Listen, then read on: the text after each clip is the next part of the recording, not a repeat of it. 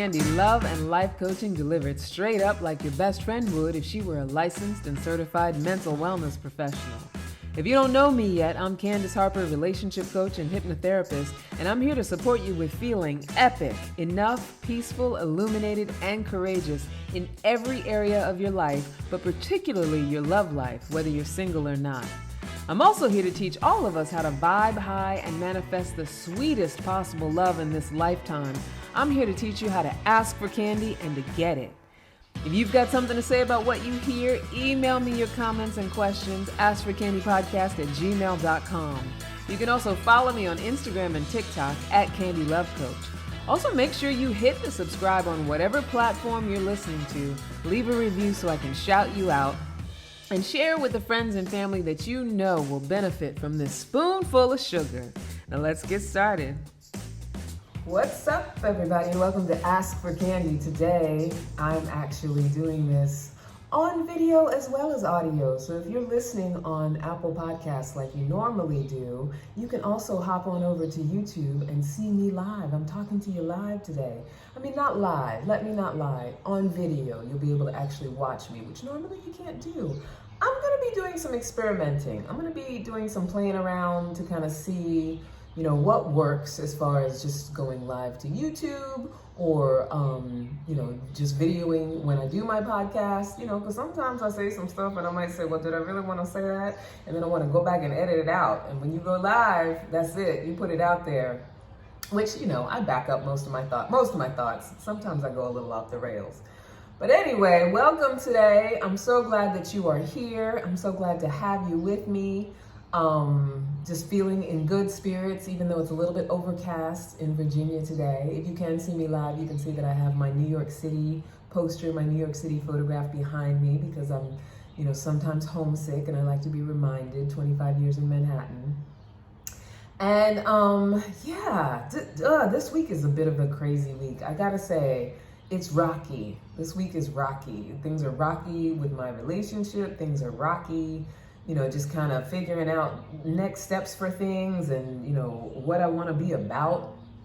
But today I wanted to talk about, since I hadn't actually broached the subject before, for those of you who know Kevin Samuels, the death of Kevin Samuels, which is an interesting navigation for me because, I read a lot of the stuff online and I know that he was a very polarizing figure as far as the things that he would say and how they would land on people. And,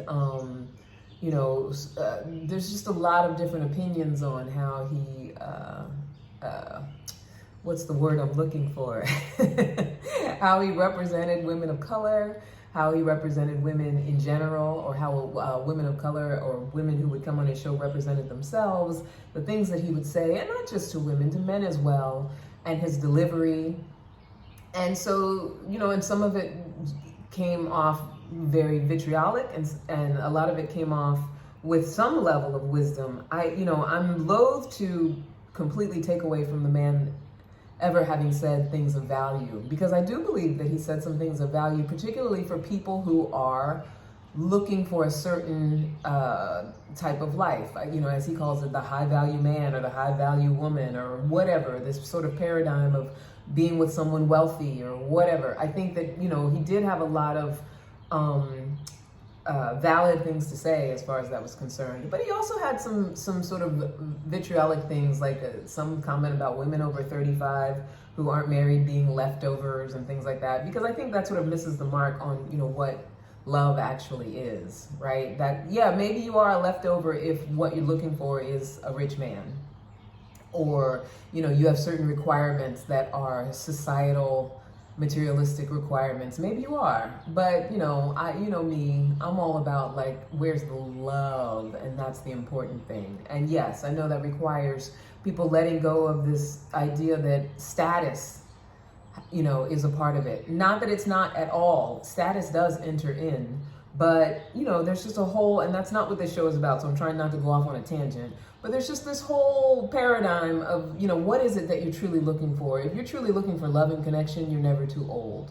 If you're truly looking for, a heartfelt, passionate, we really care about each other as human beings kind of thing, there's no age limit, there's no financial limit, you know. But if what you're looking for is a traditional societal structure, what other people say is you know, accepted in society or acceptable in society, what other people say is you know, of high value or status, then yeah, all that stuff is valid that he used to talk about.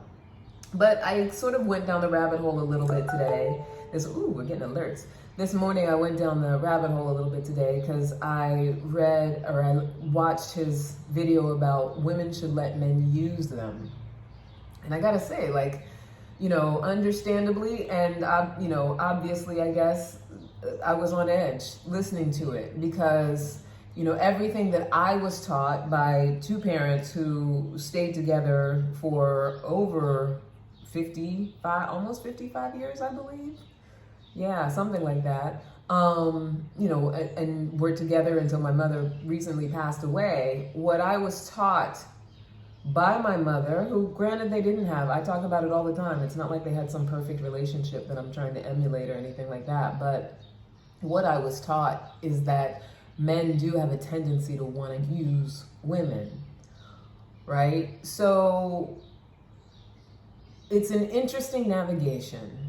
So I was watching Kevin Samuels' video, and, you know, may he rest in peace. No matter what feelings I have about his thoughts, his paradigms, his concepts, I still don't wish him ill. And I don't, you know, I know a lot of people out there are like, you know, that's what you get or whatever. I get it. I totally get it. I'm not judging anybody's reaction, but may he rest peacefully. Because we all deserve, we're all human at our base, whatever our intentions were when we were here. But, you know, his title was Women Should Let Men Use You. And so I think what probably brings his viewership up and what is sort of hair raising, what makes the hair on the back of the neck stand up a little bit, is this idea that you're being used.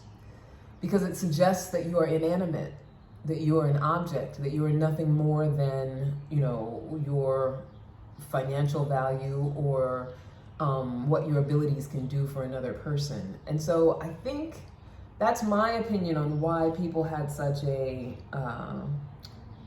hard stance and such a conflicting or confronting kind of reaction. At least for me, that's what gave me such a conflicting reaction. Because I do believe in a lot of the traditions of submission, and I believe in the traditions of being a helpmate. I believe in that stuff. I do think that as a woman in her feminine energy, it is important to be supportive to a man and to be a soft place to fall and to be that warm, cushy place that he wants to come to be a multiplier. You know, like if he brings something, and it's what we do in our feminine energy, we multiply. You bring me home something, I make a meal out of it. Whatever. I believe in that stuff. And I don't think that has to be true for everybody. I don't think that should be the rule, that every woman should believe that. And, you know, there's different dynamics in different relationships. But I guess the reason that I find myself conflicted with this concept of using or letting a man use you is because, like I said, it feels as though you are inanimate and that you don't have value and worthiness in the relationship. And we all have worthiness based on our humanity. And some of us, you know, we might have forgotten our humanity. Some of us are not necessarily living into our deepest, fullest, best selves, but that doesn't mean that we're any less worthy. We just don't know it at the time. I digress. So I say all of that to say, you know, I'm in it's kind of a struggle in my own relationship around it because, you know, I do feel like within the concept, within the paradigm of being useful in a relationship, that it's so important to be a space for what you want. And I think that it's important for both people to be a space for what they want. And so I think, you know, if a man says, well, I want a woman who lets me use all these assets that she has. And the way that Kevin Samuels sort of presented it, he was saying, you know, you're either the doctor, the lawyer, the event planner, the entrepreneur, the creative. You know, you have all of these things and all of these degrees and all of these smarts and you make all this money and you do all of that. And so how is that at all useful to a man? Now, you guys know, if you've been listening, I talk about that all the time and why men can respect it, but they tend to not value it. And they tend to not value it because we often don't want to necessarily share it with particular men, or we're not inclined to share it, because a lot of us are conditioned to still have that very traditional paradigm that a man comes and provides and that we are the multipliers, right? And so I'm not saying whether it's right or wrong, but I do think that that's the thinking about it. So, I'm against women being of the mindset of, this is what I bring to the table, and, he's got to bring something equal or greater. I'm the first one to preach about that. But then I also, in experiencing it in my own life, understand what it means to be met with, especially when you work very hard, to take care of yourself or to contribute to society or be an asset to your community, which I believe that most of us that are highly achieving, that's what we really want to do at our base. Yeah, some of it is daddy issues. I talk about that as well. But a lot of times what it becomes as we mature is that we do want to be a valuable asset to our communities. We want to contribute to our communities. We want our lives to have meant something. And I think that's something that generations of women before us didn't always necessarily have the privilege of being able to do. And so now we're in a time where women do have that privilege to have their lives be valuable. And so I think it's important with partnership that it not be a concept of, do I let myself be used? It's, how do we make it a partnership where we can both be contributive? How do we make it so that we both have a safe space to contribute what we're bringing and what we have? And whether that's our ability to, our financial acumen, our ability to make a lot of money, our education, our connections, our, all the stuff that Kevin Samuels was sort of listing. I think, what's more important when it comes to that is not that women switch to a mindset of, let me make sure I let my man use me for these things. It's, let us come together and be able to be open and communicative enough in a way that we come to an understanding of how we are bringing all of our best. Because it's such a hard navigation, and the reason that I'm thinking about it so much, because like I said, I'm sort of in it with my own personal relationship right now, and there's certain things that I think that it's very important that when we're in love relationships, that we're aware that if we both are contributing and if we are supporting each other in being a contribution in the relationship, if we are really supporting each other in being able to use each other or be a contribution, that we both have to be aware of what it takes to be that support. So, and as much as I think it's important for a woman to understand that if she wants to be with a man who is a driver of, motivated and, someone who creates and is up to amazing things in the world, or, wants to be successful in his life, and success doesn't always mean finances, but wants to be a contribution to his community, wants to make a difference, wants to send his message out to the world, whatever it is, or be a real estate mogul. If you want to be with a man like that, it is very important to be a woman who, is supportive of his health, supportive of his mental well-being, supportive of the things that he needs physically in order to have all of those things. And it's just as important, if you want a woman who's willing to let you use her, or, offer up what she has and bring whatever it is she has to the table, it's just as important that a man be a space for her to be healthy and, to feel good about herself and be at the pace she needs to be as far as how she takes care of herself and things like that. It's very important for two people in a relationship to love each other, that they are in support of each other's self-care and self-love and well-being.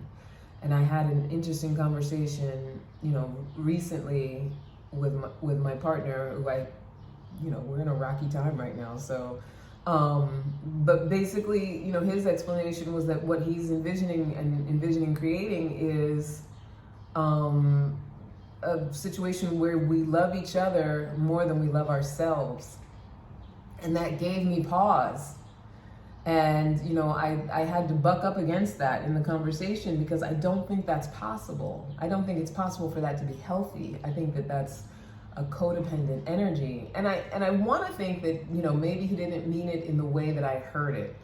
But I do think it's a codependent energy to be depleted and be trying to give and take care of someone from a place of depletion, right? Or to think that you can love someone from a place of depletion. And by depletion, I mean, if you aren't loving yourself and not expecting that person necessarily to do it for you, but taking care of yourself physically, mentally, how you're living day to day, you're only going to be capable of so much. And that's for men and women. If you're living in a house that is a wreck and things are deteriorating and nothing is taken care of, and I'm not even talking about high level luxury. I just mean, just maintenance. If you're living in a house that doesn't have a good level, solid level of maintenance, that's going to affect how you operate. And whether it's how you operate domestically or how you operate in business. If your, finances are unstable and you have food insecurity, things like that, that's going to affect how you operate. That's going to affect who you can be in what you do and what you're up to. If your health is not great, if you're not getting enough sleep, if you're not, eating foods that are healthy for your body, like able to eat in a way that supports your good health and you having the numbers that you're supposed to have health-wise, and especially as you're getting older and being able to get that rest that you need. I think, that's that kind of self-love stuff that's so important, that if someone expects you to be able to love them from depletion of those things, or to be what they want you to be from the depletion of those things, that it is not a healthy match, that it's not a healthy dynamic.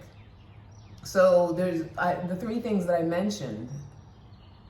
In as much as I believe in, giving your offering and being a contribution in your relationship, those main three things, and I'll list them down again, if for whatever reason they are depleted within the relationship, or because of the relationship, because of the partnership, either things have to be adjusted, it has to be able to be communicated about so that solutions can be found, and this is for both people, or it's just not a match if it can't work out. So the first one that I talked about, actually I'm going to go in reverse, is your health, right? So health is all we have, really. That's all without your health. And that's not to say that people out there who are, in the midst of a health challenge, that you have nothing. It's that ability to get yourself back to where you need to. That's the priority, right? That's your priority now. And think about it. Anytime you've even gotten a little sick, hopefully, if you're loving yourself, you're taking care of yourself, your priority is to get back to wellness. Don't you love it? Speaking of wellness, don't you love hearing the birds? The priority is to get back to wellness, to regain your wellness, because if we don't have health, we don't have anything. So, if you're in a relationship where, getting a good night's sleep is a challenge for whatever reason, being able to eat the food that you need to eat in order to feel good, in order to feel energetic, in order to feel like you don't have brain fog and that you're functioning like you need to, if that's a challenge because of your relationship. If, seeing a doctor, some people have issues with that. If seeing a therapist, some people have issues with that, is a challenge or a problem in the relationship that you're in. So, that's the kind of thing that sabotages your ability to be at optimal enough health that you can be a contribution to the relationship. Now, don't get me wrong, there's times where people do develop illnesses, like legitimate illnesses. And so, yeah, they're not going to be able to be that contribution that they could be if they were completely well. And if you love each other, that's part of weathering the storms, right? That means that other person will have to, shoulder some more responsibilities. They might have to meet you further than they normally would if you were healthy. But that's love, right? That's the ups and downs of life and love. I know that, like I said, my parents were together until my mom passed away. I want to say 55 years, I think it was. And my dad, at least a solid 20 of those years, he had his first heart attack at 42, his first stroke in his early 50s. So solid, 25 of those years, was him sick or needing some sort of health care, needing to go to the doctor, needing extra care. and they stayed together because that you weather those storms. But if that person is causing it, and arguably, you could say maybe the relationship might have caused it, but if the person is causing for you to not be able to get enough sleep, for instance, not being able to get enough sleep is something that can deteriorate your body worse than things like smoking, worse than being overweight. In fact, it can cause you to be heavily overweight. It can cause you to even smoke, because it's that feeling of depletion that causes addiction. Like, I know for me with my food addiction and sugar, it's like if I haven't had enough sleep, all I want to do is eat sugar.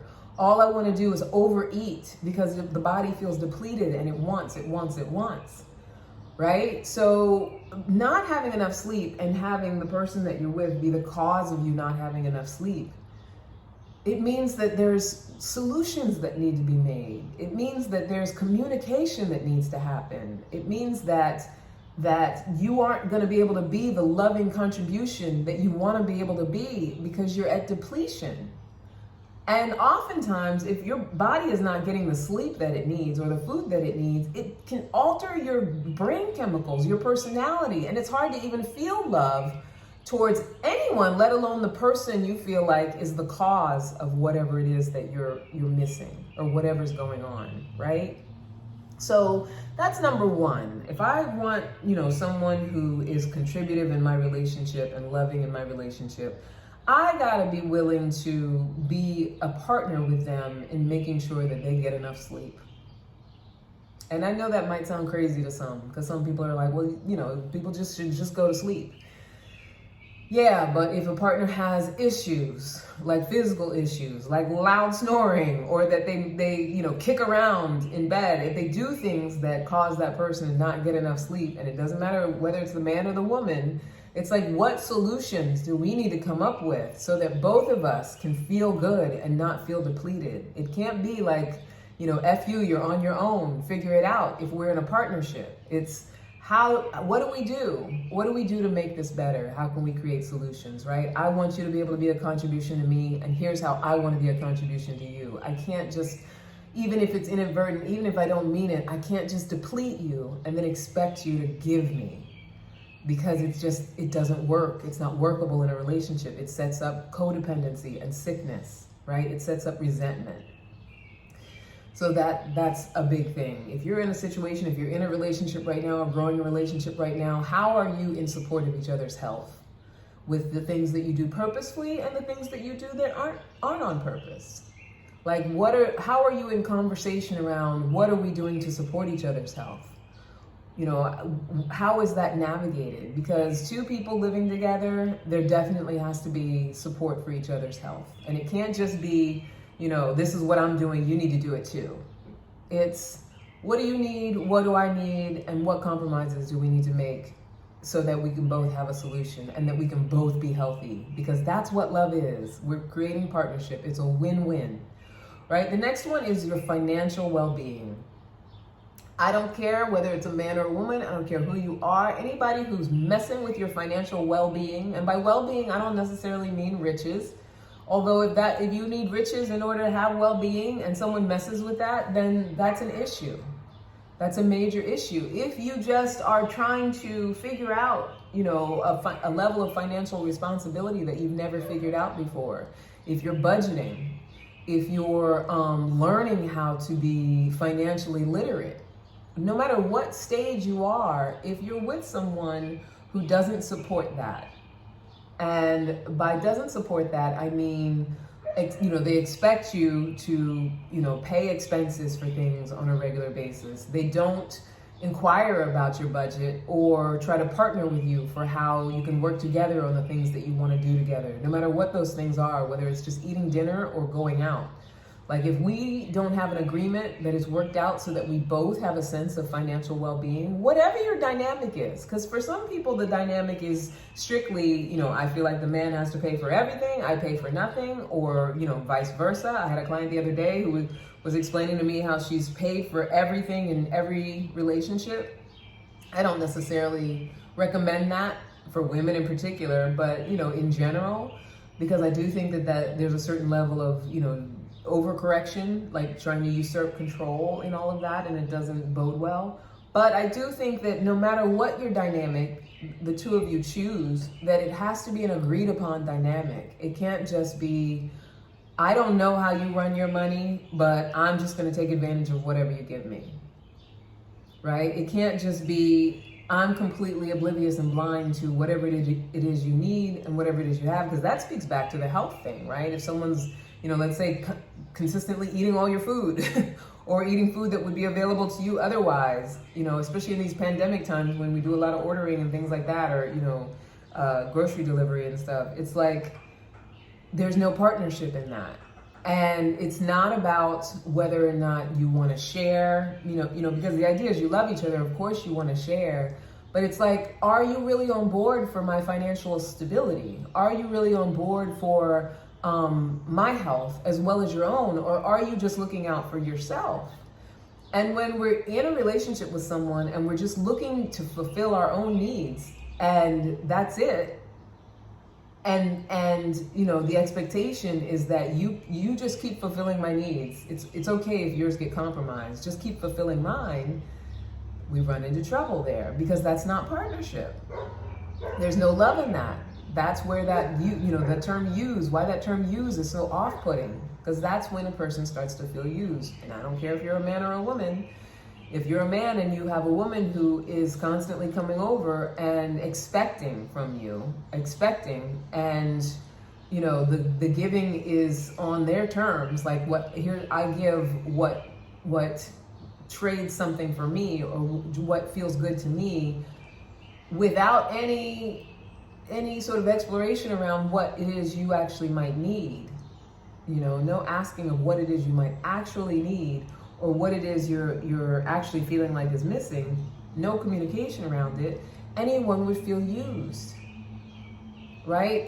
If I'm not giving to you, or you're not giving to me from a place of really understanding my needs, or if you're taking from me and what you're giving is not from a place of really wanting to understand what I need, but just here's what I think I should do in order to get more of what I want. And I feel like as humans, we have detectors for that. We know that. You can tell the difference between, and I'm gonna share with you guys the 3 questions that if you're really in a relationship where there's love, these are the questions that you hear on a regular basis from both men and women. If you really have love in your relationship, I'm going to list off these questions in a little bit. But, I lost my train of thought. But yeah, if the situation is just that the person is coming to take, and then they give just enough to keep the taking afloat, and give just enough, not from a place of really getting to understand you and understand what you need and what it is you want and what would be the giving. Because what would be giving is a conversation that causes a win-win, a compromise, a conversation that takes care of both of us, that we figure out how to take care of both of us. Gifts and surprises are fantastic. If gifts is your love language, that's a wonderful thing. And I think that's very nice. And, when I was in my abusive relationship years ago, that was one thing, we would have a blowout, things would fall apart, and then he would bring flowers or bring a gift. And after a while, the flowers and the gift or, whatever, it just was like empty. I mean, gifts is not my love language to begin with. I like it, it's nice, but to really feel loved, I'm someone who, I gotta know that we're in a partnership. That's what feels like love to me. So, things like acts of service, words of affirmation, those feel like love to me. And I love, a physical touch too. I feel like those 3 are neck and neck. But what really feels like love to me is acts of service, because you really want to make sure that I'm okay. And you take the time to find out what it is I would need. Because I believe in that. Like, I believe in taking the time to figure out what someone would need. And I believe in being able to provide that. It just can't be a one-sided provision, right? I can't just keep, from a depleted place, providing you what you need. And, you give me a token every now and then, or throw something my way every now and then. And let me preface all of this, since we're talking about this comes to financial well-being.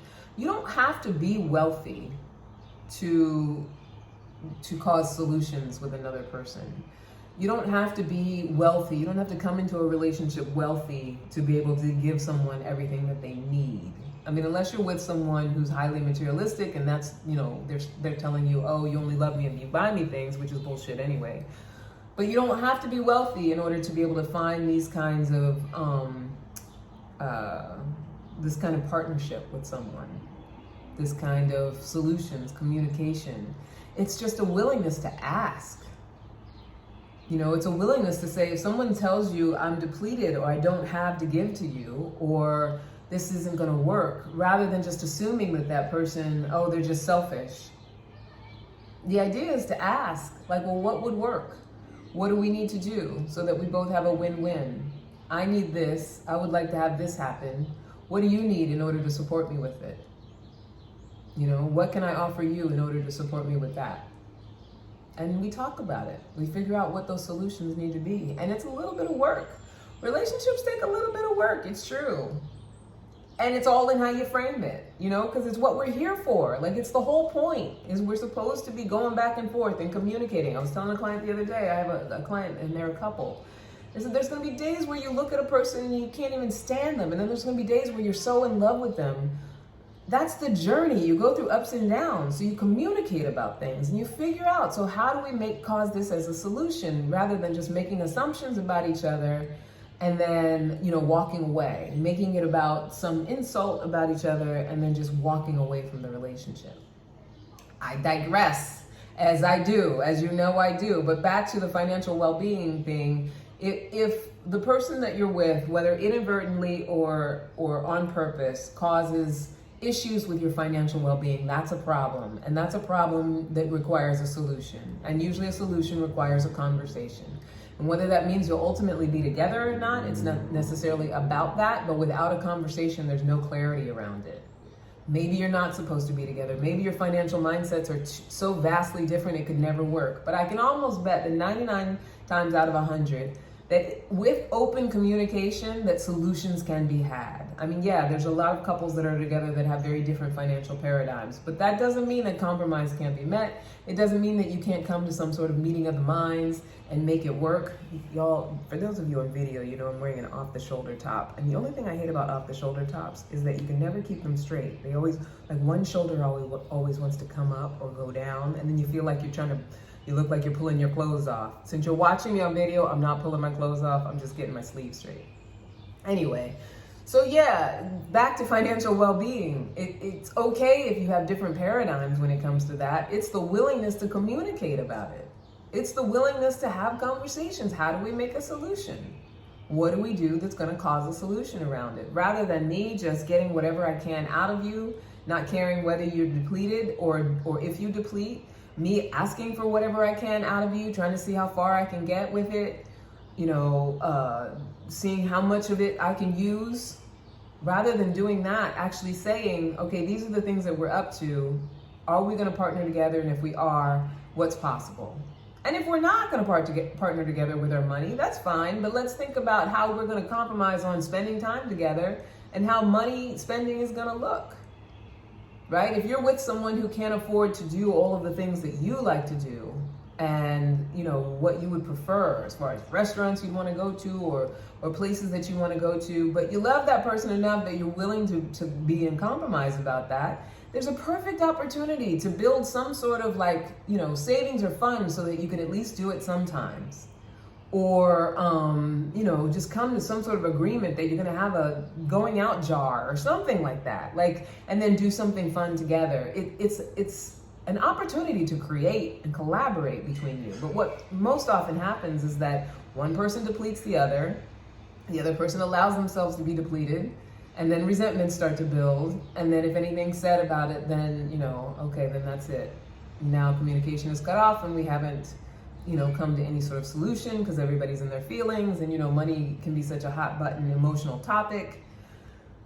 And so, yeah, financial well-being is a big one. And if you're with someone who just keeps messing with your financial well-being and no conversation can do anything about it, then you're with the wrong person.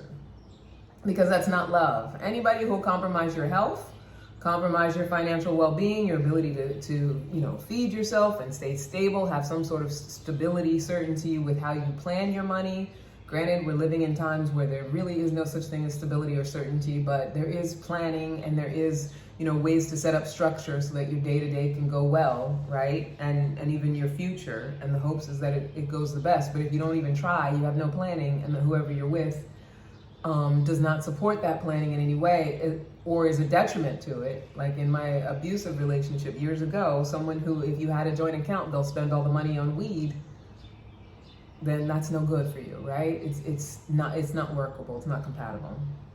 And then the last one is your living conditions.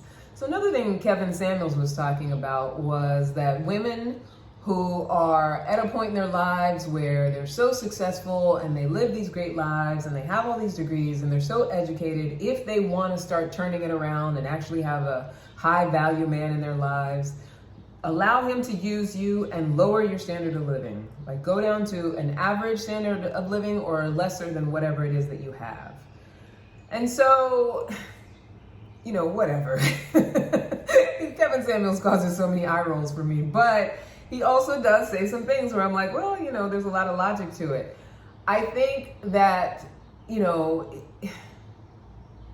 there is something to be said for, if what I want is love, I want to experience love, then I have to be willing to deprioritize luxury. Not that I can't have luxury, but I got to be willing to deprioritize that. So if I say, I got to live this way or nothing else, and I don't care how much I love him, if he can't provide that or if he can't live this way, then I can't do it. I mean, that can be kind of harsh. It can be difficult. However, there's certain things where it's not about riches or wealth. It's about your living conditions. And so, to take it to the extreme, I don't know if you've ever watched that show Hoarders, where you have these people who are hoarding, and hoarders always have an enabler.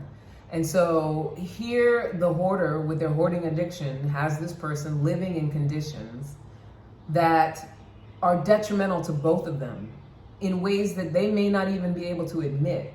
But it's making their lives, and a lot of times they can admit it. It's usually why they're on the show. But it's making their lives just impossible. It's making their lives so difficult, and just unsanitary, right? It's just the worst kind of living. Even if you're addicted to it and you're the one who built it up, a lot of times these hoarders will look at it and say, this is terrible. It feels terrible, but I still do it because I'm addicted to it, right? So living conditions, if you are someone who wants to be a contribution to the world, to your communities, a loving person, someone who can fill up and go out into the world and make the world actually a better place just by even just being someone who smiles at people, you need to come from living conditions that support that. You can't be living in squalor and mouse feces and, things that don't support you in that, and think that you can fill yourself up enough to be a contribution to someone else. Now, caveat, that doesn't mean that people who are homeless and living in certain situations can't smile and say things that might lift somebody up. Of course they can.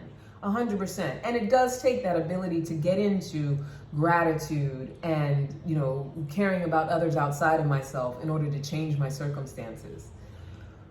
But if I'm not maintaining a house and a home and a space to support me in being consistently doing what it is I want to do actively, and I was talking to my sister, my older sister, who's just amazing, and we're having a sort of a renaissance in our relationship that's been wonderful ever since I moved to Virginia.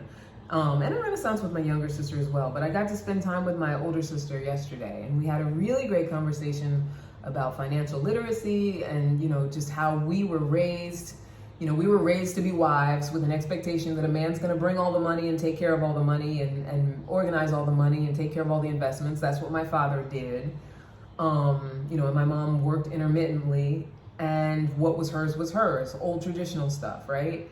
That's what we were raised to do. And, she married someone for whom she is the one with financial acumen, and they've done an amazing job of figuring out how to organize things. And she's done an amazing job of making sure that he in his career, she's been someone to be positively used. Like, she was a contribution to having him go as far in his career, and a support to him, having everything that he needs, and that they live a lifestyle that is well maintained and taken care of, and taught their sons that as well. And that took something. That took actually taking the time to learn that. And so I say all of that to say we weren't raised that way. We were raised to expect a man to do it and not do it ourselves. And also, my father was someone who worked very hard, so when he was at home, he didn't do much else. Like, he came home, had a couple drinks, and would sit in front of the television for the rest of the evening and go back to work the next morning. My mom was someone who, if she was at home, she was talking on the phone, laying around on the bed, just very idle. And, our house was always a little bit messy. And that's kind of what was born of that. And I'm not saying this to put them down, because there were amazing parents who definitely provided me everything. I am who I am today because of them. They're amazing people. But one thing that I fight against in my own business life, my personal life, and trying to maintain life, is this inherent desire to lay around and do nothing. And so it would be so easy for me to kind of let my house kind of go into complete disarray and just kind of lay around and, be on social media all the time. I find myself having to correct myself from wanting to do it. I find myself slipping into it. It is not my default setting to be a doer and a goer and to be getting things done. So I need to set up a house and atmosphere that supports getting things done, which means, not extra work to clean up, having efficiency around, things being put away and cleaned and, taken care of. So it's important for me in a partnership that we're both about that. Not about perfection, not about having, 5,000 thread count sheets, not about having high level luxury, although I'm not saying no to any of those things. I think they're wonderful, but having maintenance, having a house that is in order enough that we can think clearly, that when we want to set up and do a project, that it's easy to do because things are already organized. Not having it over cluttered with stuff that is, useless stuff that we don't need, like stuff that we actually use or has a purpose, has a use to it. Even my beautiful peace lily back here that came from my mother's funeral. I mean, it's a plant, so it brings life and oxygen, and it's motivating. It's beautiful. It's a piece of the outside. It echoes the greenery, like everything with a purpose, right? So it's important to me to be living in conditions that support being purposeful, being efficient, being motivated, being active, because that's not naturally who I am. Those are things that I have to motivate within myself. I have to drive myself. It's not my default setting to be a doer and a goer and, waking up early and doing it. But every morning I get up early and walk my dog. I hike my dog 5 miles, and I got to drive myself through that. I got to drive myself there and back because I know it's so good for me. I know it clears my head. I know it's good for him. We get great exercise, and it starts me out for a day where I can be active. But that's not my default. So if my house was set up to continue to just do nothing and to be lazy, and things were thrown around and there was just too much stuff to do before I could even get out of the house, I would be setting myself back even more steps. And so I say all of that to say, in a partnership, whatever you're up to, it's important that you have agreed upon living conditions, meaning that you both are on board for keeping things in order, keeping things in some, and I'm a military kid too, so maybe I might have a little bit of that. But I'm not OCD. Like, it's not like I'm a super clean person. I just think it's really important for any partnership, if we decide that this is what we're up to in life, this is what we're trying to create, that we got to be able to say, we're both in charge of making sure dirty laundry is where dirty laundry needs to go. We're both in charge of making sure there's enough for everybody to eat whatever they want to eat. We're both in charge of cleaning up after ourselves so the other person doesn't have to do it. Like all those little things. And I know sometimes, and I think when not all men, but men who don't care about that sort of thing, listen to women say things like that, they're like, oh, it's no big deal, it's whatever. But ultimately, in the long run, behaviors that are consistently held become patterns, and patterns become a way of life. And so if I'm consistently living in disarray and it's consistently keeping me from what I'm trying to do, I end up, years down the road and I haven't achieved any of the things that I want to achieve, or I haven't completed any of the things that I want to complete. And when I say that, it's not always about, accolades and money. It could just be about, that I want to take care of my body, create a peaceful home, take care of a child, make a difference for someone else, make enough money to be able to contribute.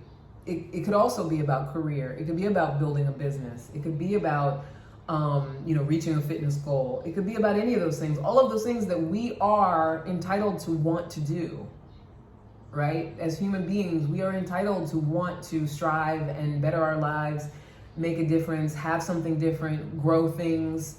We're entitled to want to do those things, and it's not unreasonable to want in a partnership for both of you to be on board with what it would take to have those things have ease and to make sense.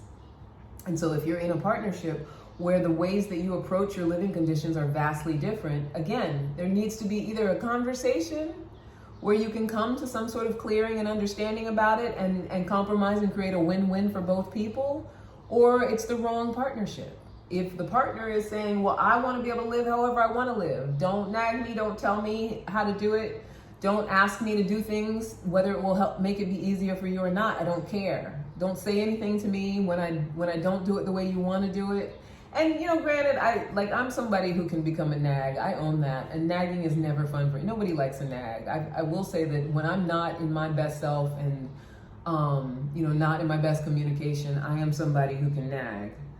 But I also feel like it shouldn't even be something that is necessary if the partnership is agreed on and everybody's in integrity with their word, what they agreed on. Now, if you don't have an agreement in place about it and you just start cohabitating or living together, spending time together, then whatever happens, happens, and then you got to deal with it as you go, which is what we often do. And I think that's what we might have done in this particular relationship I'm in now, is that there was maybe just too much left to question, just kind of like got into things and just started moving forward. And so, I think it's important that when these things come up, if you haven't known to talk about it in the beginning, it's like, here's our opportunity. Here's our opportunity to have a conversation, to create, collaborate, see what's possible, to see if we can come to some sort of agreement for how we want life to look, some sort of agreement for how this is going to be the most workable. And so, those three things: health, financial well-being, your living conditions.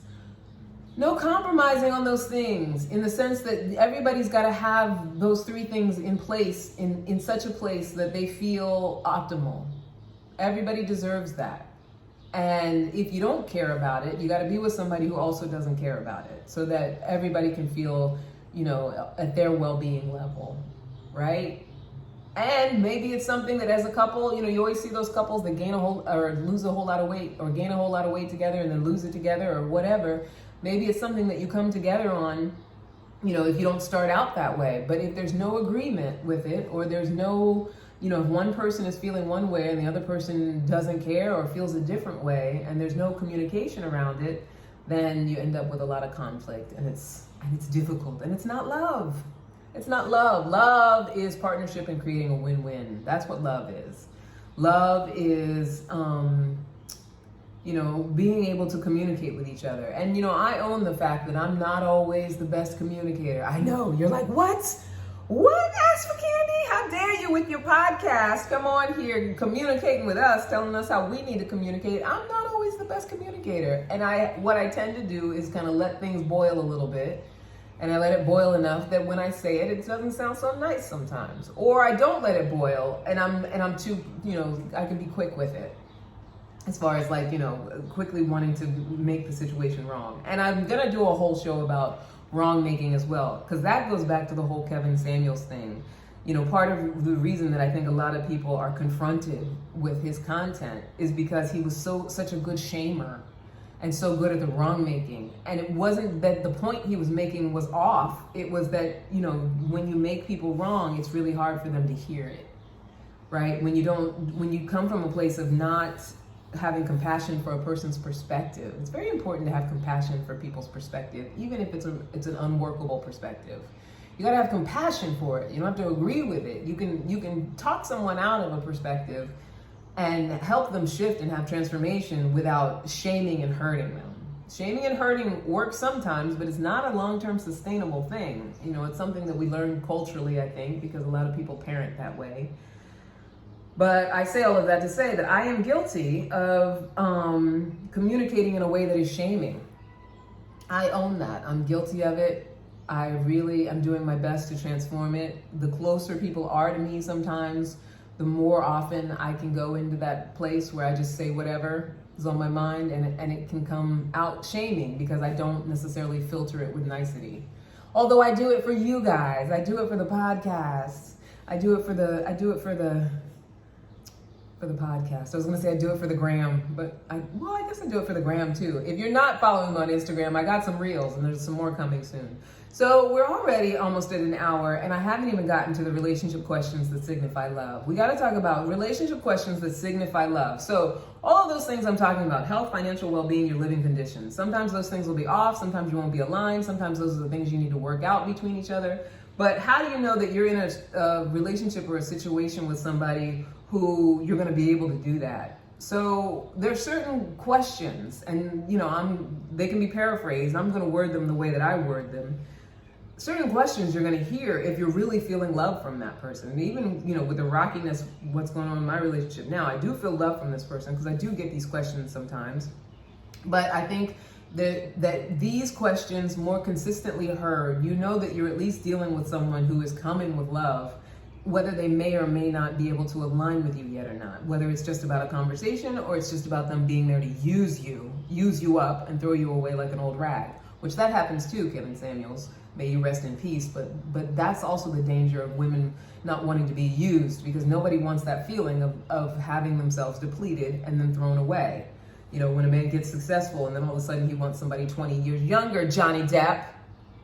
You had amazing Vanessa Paradis who loved you enough to stand up for you and say that you're not an abuser, but you had to have that little 22-year-old who's a nut, who wreaked havoc in your life. And I don't feel bad for you at all. I do feel bad that you have addiction problems and stuff like that, but you left the good mother of your children who's willing to stand for you and let the world know that you never abused her and defend you for this little 22-year-old who's a nutcase, a nut job, who's shit in your bed.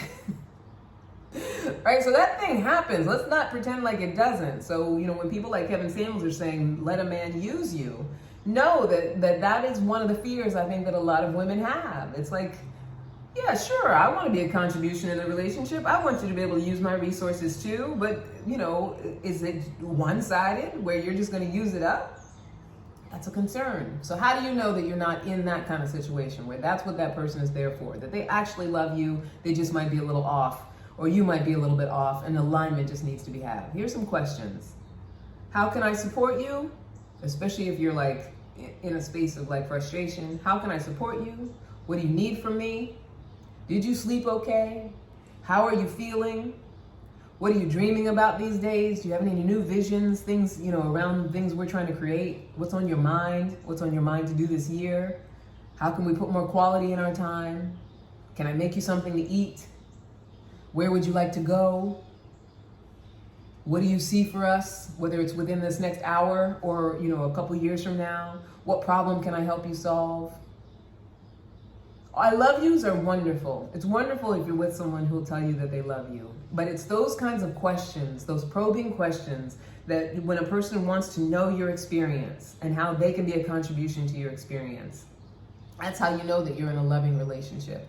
And if you're not hearing those questions from someone, either you're already using them up and they don't want to ask because they know it means like even more usage. Like I have a neighbor who I love to death, and we often take care of each other's dogs. But one of the things about him is he only reaches out if he needs care for his dog or money or something like that. And so as much as I love him, he's like a nephew to me.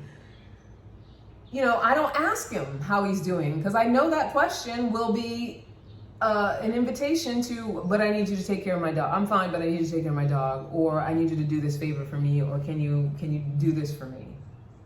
Right? So you want to pay attention to that. Are you already depleting that person and they're not asking those questions? Or are they just not interested in wanting to know those things? They just don't love you. And you're not taking anything from them, or you're not there to overtake from them, but they're just not interested. Now, if you're depleting them already, they're not going to ask you. Right? And here's the other thing. If you ever want to know if you are just with a hardcore taker, a full-on narcissistic taker, someone who has charmed you into taking what they want and is not at all interested in giving, is not interested in actually being a contribution and knowing what it is that you actually need, knowing what you need from them in order to give to them. If that's what you're dealing with, here's the one surefire way you can handle it. Stop giving. Because if you are with a taker and you've been a giver, and I think they call it reverse empathy, so you're empathizing with this person, you want to see this person succeed, and so you're giving, even to the point where it's from depletion, or you're starting to feel a depletion, it's starting to feel like a little off to you, just stop giving and see what happens. Because with a taker, and only a taker, if you stop giving, they will disappear. They'll be gone. You'll be rid of them. And that might feel scary if you're very attached to that person, or you have codependency and you're like, I can't live without that person. Or even if you just love that person and feel like you love that person, it feels very scary. But if they're a taker and all they wanted to do was take, and that was the intention, and your requirement for them to give anything makes them drop out, let them drop out. Now, if they're not a taker and they really are on board for contribution, they really do want to make a difference, your turning around and stop giving causes alarm in the sense that they're like, well, are you okay? Did I overtake? Did I overstep? Have I been using you up? Am I being a contribution here? Or am I just, trying to see what I can get out of it? Am I trying to convince you or live into something so that I can see what I can get out of it? So yeah, if you're ever wondering if you're with a taker, stop giving and you'll know right away. But then don't be a bitch about it if you stop giving. Like stop giving, and then if they're then concerned about you or wondering what's up, be honest. Be authentic about where you're at about it. Right? And somebody who really in their heart, they're really just looking for someone to fill them up, and they don't really want to do any harder work. They don't want to step it up. They don't want to be, cleaner in the house. They don't want to be more conscious around finances. They don't want to do all of those things that would cause mental wellness and stability and really a loving structure and environment. They don't want to do those things. It's okay. It's okay. Let them go have the dynamic that they want to have with somebody else. Right? But if the dynamic that you want to have is that you're both there filling yourselves up to overflow onto each other, which I believe is the dynamic that is the healthiest. Filling myself up so I can overflow onto others, getting enough sleep, eating right, just making sure my living conditions support me and being able to be powerful and organized and show up for you, show up for my partner, show up for whoever I need to show up for, feeling my best self, feeling solid. I don't say I always do it perfectly, or there is a way to do it perfectly, but at least that's always the intention. So that's the alignment that I need. I need to be aligned with someone who knows how to fill themselves up so they can overflow. And, can have a communication, a conversation, and collaborate, all those C words, around how do we cause solutions when we don't know how to do it, when we don't know how to make it happen. And that is it, my sisters and brothers. I love you so much. I really do. I'm going to be, by the time you're listening to this, I will have already done a live. Later today, I'm doing a live with my friend, my buddy, my partner, Coach EO. And I think today we're talking about catfish stories. So it should be interesting. If this is another day, any other day than the day that I'm videoing and recording this, then go to YouTube and you can find Coach EO's channel. We do a show normally every Wednesday. Today we're doing it on a Saturday. And you'll be able to watch the recording of the live if this is another day. Anyway, I love you so much, my sweethearts. Thank you so much for joining me. You know that you can work with me. I give a 2-hour complimentary consultation coaching session for those who qualify. So you got to email me, Candace at Candace Harper Love Coach. Let me know that you want the link, and you'll get a questionnaire to qualify you for a 2-hour session. And if you qualify, we'll do the session. There's no sales on the session. I coach you. We figure out some solutions for you. And then if you choose, after we've worked together, to ask me about it, what it means to coach with me, and it is intensive, I will lay it down for you. I'll let you know. I'll let you know what it is, what it looks like, what it entails. You know that I do both coaching and hypnotherapy. If you have any sort of physical issues that you feel like might be emotionally charged, which I believe that they all are, if you ask me. I believe it all starts in the mind and then shows up in the body. Famous quote, the tears we refuse to shed cause our organs to weep. Hello, kitty. If your organs are weeping and you want to do a little hypnosis, we can definitely do that as well. And I believe that's it. Get in touch with me. Let me know. Let me know what you need. My links, if you're on YouTube, are going to be in the description. So, go ahead. If you want to just schedule a one-off hypnotherapy session, you don't even have to necessarily qualify for that. We will have like a quick consultation beforehand, but for the coaching intensive, you do have to qualify because it's serious business. It's love life skills for leaders. We ain't playing around. We ain't joking. We having real love lives out here. And even if you are single, like, you still have a love life. You still, you want to be active. You want to be actively in your love life and ultimately be in a relationship. If you don't want to be in a relationship, you still have a love life. What is love for you? What is your relationship with yourself? How are you showing up in the world? So get at me is all I'm saying. Follow me on Instagram and on TikTok at Candy Love Coach, and on the Twitters. Even though I don't tweet that often, I usually just share my newsletter, and that's a good way to get at me too. Sign up for the newsletter. And that's it. I love you so much, my sweethearts. It's been a pleasure. I think I am going to be videoing these podcasts so that there's video on the YouTube as well. Until next time, never forget that you are a love machine. If you ever start to feel like you aren't getting the love you need, just make more and ask for Candy. I love you so much. Mwah, mwah, mwah.